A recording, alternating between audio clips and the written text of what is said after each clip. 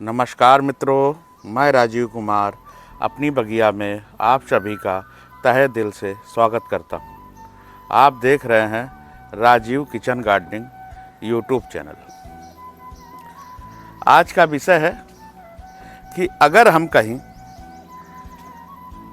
10 दिन के लिए या 15 दिन के लिए अपनी बागवानी को छोड़कर कहीं बाहर जाते हैं तो बहुत बड़ी समस्या आती है कि हम इसमें पानी कौन डालेगा। कैसे हमारे इतने दिनों से मेहनत करके इन पौधों को जो मैंने इस तरह से तैयार किया, तो इनमें पानी कौन डाले। कहीं ये पौधे मर तो नहीं जाएंगे। और ऐसा तो है ही नहीं कि हमें आपको कहीं ना कहीं रिश्तेदारी में या कहीं किसी काम से बाहर ना जाना पड़ता हो। और घर में अगर 5 लोगों की फैमिली है तो ज़रूरी नहीं है कि पांचों लोग गार्डनिंग पसंद करते हो। वो आपका सहयोग तो कर देंगे। अगर आप कोई काम कहेंगे तो उस काम को कर तो देंगे, पर उस काम में उनकी रुचि नहीं होगी। किसी तरह से अगर आपने ये कह के गए कि भैया इसमें पानी डाल देना, मैं बाहर जा रहा हूँ, केवल पानी डालते रहना, तो हो सकता है उसमें आपके कुछ पौधे मर भी जाएं। तो ऐसा क्या करें, ऐसी कौन सी व्यवस्था करें। आपने YouTube के ऊपर बहुत सारी ऐसी व्यवस्था देखी होगी कि आप घर से बाहर जाएं तो ड्रिप इरिगेशन का सिस्टम लगा के जाएं। उसमें भी टाइमर का सिस्टम होता है कि उसमें ड्रिप इरिगेशन सिस्टम में एक मोटर आती है जिसमें टाइमिंग होती है कि अगर आप उसमें टाइमिंग फिट कर देंगे तो उसी टाइमिंग के हिसाब से आपके पौधों को पानी मिल जाएगा। पर ये इतना सरल नहीं है, थोड़ा कठिन काम है। तब जाके हम लोगों ने एक विकल्प, एक रास्ता, कुछ ना कुछ तो होना ही चाहिए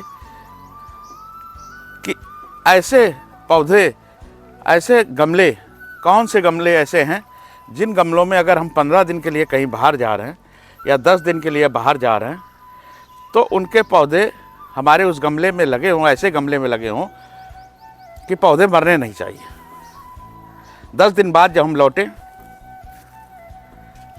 तो पौधे हमको वैसे ही सुरक्षित मिलने चाहिए।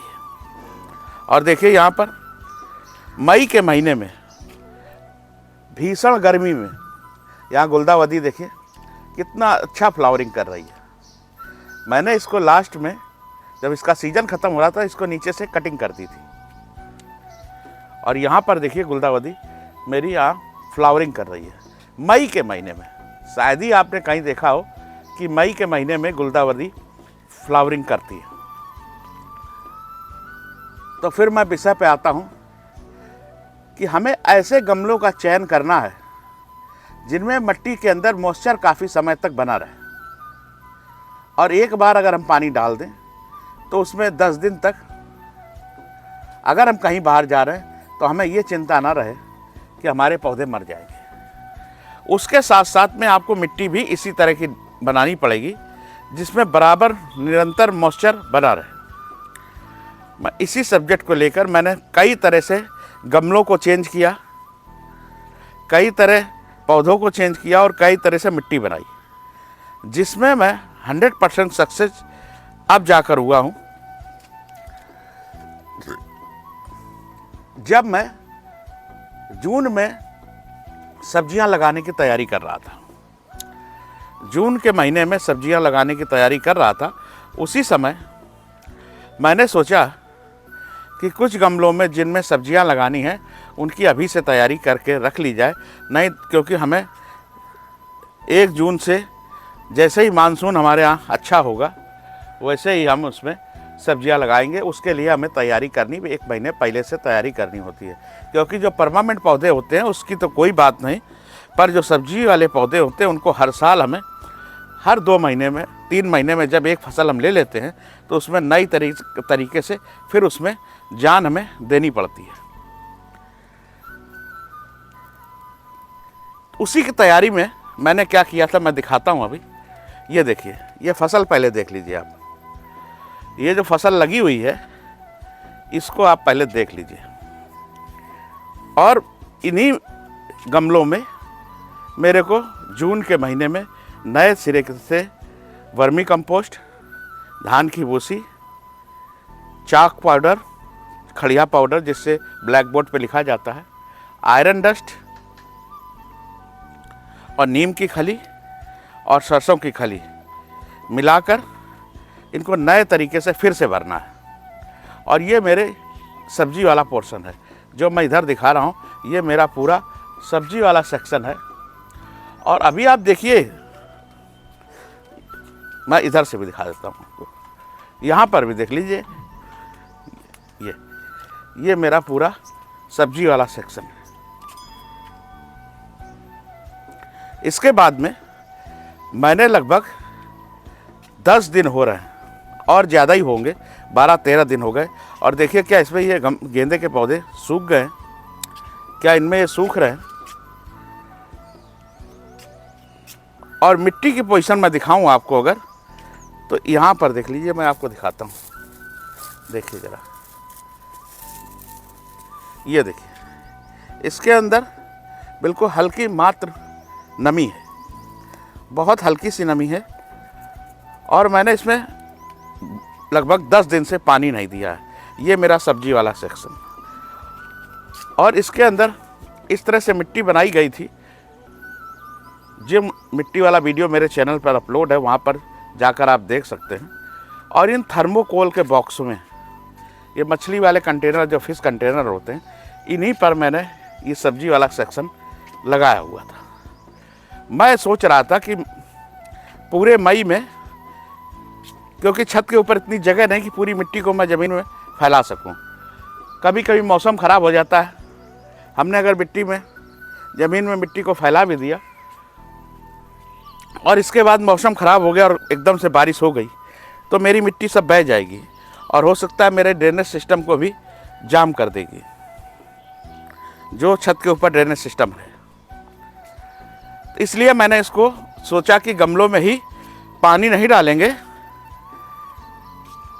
तो ये सूख जाएंगे और गमले में ही मिट्टी सूख जाएगी। देखिए इस तरह से, देखिए मैं यहाँ पे आपको दिखाता हूँ, एकदम कुछ नहीं है, मिट्टी एकदम सूखी है, मगर ये पौधे चल रहे हैं। 10-12 दिन से मैंने इसमें पानी नहीं दिया, इसके बाद भी इसके अंदर ये पौधे चल रहे हैं और मर नहीं रहे हैं। मगर हाँ, लगभग अब जाके कुछ इसके अंदर, और देखिए यहाँ पर गेंदा भी कितनी अच्छी फ्लावरिंग कर रहा है, मगर मैंने इसमें 10 दिन से पानी नहीं दिया। तो आप भी अगर इसी तरह से अगर कहीं बाहर जाना चाहते हैं तो मैं आपको ये सलाह दूंगा कि आप थर्मोकोल के डब्बों में अपने पौधे लगाएं। इसके अंदर पौधा मरता नहीं। पिछली बार मई जून के महीने में जब भीषण तपिश हुई थी, तो उस साल मेरे बहुत से पौधे जो प्लास्टिक के गमले में लगे थे और सीमेंट के पॉट में लगे थे, जो प्लास्टिक के पॉट में और सीमेंट के पॉट में लगे थे, वो मेरे बहुत सारे पौधे मर गए थे। इसीलिए मैंने अब की बार आपको दिखाऊं कि मेरे छत के ऊपर जितने भी सीमेंट के भारी भारी गमले थे, बड़े बड़े, सब मैंने हटा दिए और जितने मेरे परमानेंट पौधे थे उनको सबको मैंने थर्मोकोल में शिफ्ट कर दिया। इधर भी मैं दिखा दूं आपको, इस सेक्शन में तो पूरे ही सीमेंट के ही गमले लगे हुए थे। और यहाँ पर ये नींबू का पौधा आपने कई बार मेरी छत के ऊपर देखा है, और इसको भी देखिए मैंने थर्मोकोल के डब्बे में ट्रांसफ़र कर दिया। और इधर भी जितने ये इधर देख रहे हैं सेक्शन, ये पूरा सेक्शन नींबू, देखिए कितनी तेज़ नींबू आया हुआ है, फ्लावरिंग कितनी तेज़ है। सब मैंने देखिए यहाँ पर एक भी गमला मैंने सीमेंट का नहीं रखा, क्योंकि पिछले साल बहुत नुकसान हुआ था और मैं अपनी छत के ऊपर ग्रीन नेट नहीं लगाता। इसके बाद भी मेरे पौधे बच जाते हैं। पिछले साल का जो नुकसान हुआ था, तो मैंने मई शुरुआत होने से पहले ही वो सारे सीमेंट के गमले हटा दिए, क्योंकि जब सीमेंट गर्म होता है तो पौधे के रूट को जला देता है। पर थर्मोकोल में ऐसा नहीं, थर्मोकोल गर्म ही नहीं होता, इसके नीचे से हीट नहीं आती, साइडों से हीट नहीं आती, ऊपर तो नमी होती, इसलिए इसमें पौधा नहीं मरता। तो अगर आपको पौधे लगाने हैं तो मैं ये कहूँगा, या तो आप ग्रो बैग में लगाएं, या सबसे उत्तम थर्मोकोल के बॉक्स हैं इसमें लगाएं। तो आप कहीं बाहर जाना भी चाहते हैं 2-4-10 दिन के लिए, तो आपको चिंता नहीं करनी पड़ेगी कि मैं बाहर जा रहा हूँ तो मेरे पौधे कहीं मर ना जाएं। तो आप वहाँ पर अभी मैं देखूँगा अभी ये कितने दिन और नहीं मुरझाएंगे। जब ये मुरझाएंगे तो मैं बताऊँगा आपको कि ये कितने दिन बाद ये मेरे पौधे मुरझाए थे, ये कितने दिन बाद पौधे मरे थे। अगर यह जानकारी आपको अच्छी लगी हो तो अपने इष्ट मित्रों में इस वीडियो को शेयर ज़रूर करें जो बागवानी से प्रेमी हैं, कि थर्मोकोल बॉक्स में ही अपने पौधे लगाएं और बड़े आसानी से ये बॉक्स हर जगह मिल जाते हैं। जय हिंद, जय भारत, जय किसान।